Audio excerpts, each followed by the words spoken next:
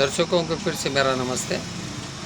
इस वीडियो में हम डिस्कशन करने जा रहे हैं जो एक यूट्यूब चैनल है दी राजधर्म करके।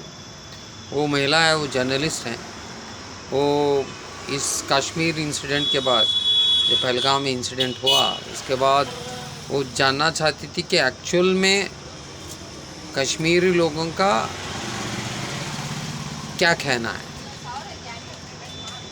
शी वांटेड टू कैच, वो इनसाइड स्टोरी को कैच करना चाहती थी, इसलिए उन्होंने अपना कैमरा हाइड करके एक कैब ड्राइवर से उन्होंने गुफ्तगू की है, बातचीत की है। उस बातचीत के रिकॉर्डिंग के ऊपर उन्होंने ये यूट्यूब वीडियो बनाया है। उसका लिंक मैं डिस्क्रिप्शन में दे दूँगा, आप जाके दे सकते हैं। मगर यहाँ पे जो डिस्कशन हो रहा है और जिस डिस्कशन से जो विमर्श निकल के आ रहा है, उनको अगर हम समझें तो ये विमर्श,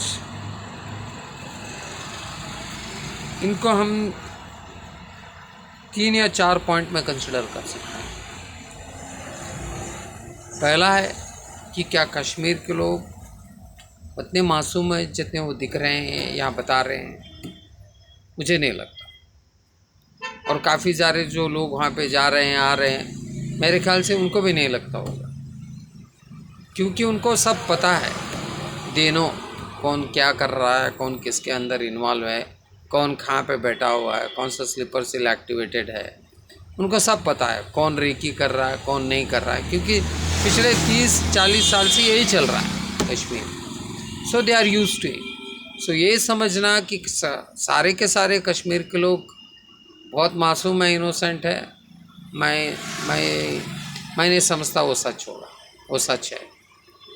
हाँ, कुछ लोग हैं जो इनोसेंट है, कुछ लोग हैं जो सच है, तो उनकी हम बात नहीं कर रहे। जो कन्वर्सेशन हुआ है, जो उस राजधर्म चैनल में जो कन्वर्सेशन कैब ड्राइवर के साथ वो जर्नलिस्ट ने किया है, उसका मैं विमर्श निकाल के यहाँ पर बता रहा हूँ। तो सब जो पहला पॉइंट उस बातचीत से ये निकल के आता है कि वो लोग सारे इनोसेंट नहीं हैं, वो जानकारी रखते हैं और उनको पता है क्या हो रहा है। पहली बात। दूसरी बात, और ये सबसे अहम बात है, कि अगर आप अगर बाबा साहेब अम्बेडकर को भी अगर आप कोट करें, तो उन्होंने भी कहा है, जैसे मैंने कई सारे चैनल्स में देखता रहता हूँ, तो कि मुसलमानों की ईमान जो है वो उनके धर्म से है, ना कि देश से। और अब किसी भी मुसलमान को जाके अगर पूछो, तुम्हें हिंदुस्तान, अगर तुम्हें चूज़ करना पड़े, अगर हिंदुस्तान बड़ा है या मुस्लिम रिलीजन बड़ा है, तो पहले वो बोलेगा मुस्लिम रिलीजन बड़ा है, बाद में देश है। और अब किसी सनातनी को आके पूछोगे तो वो बोलेगा पहला देश है, बाद में भाषा है या रिलीजन है। तो ये एक बहुत बड़ा फ़र्क है, क्योंकि उनके लिए उनका ईमान उनका रिलीजन है।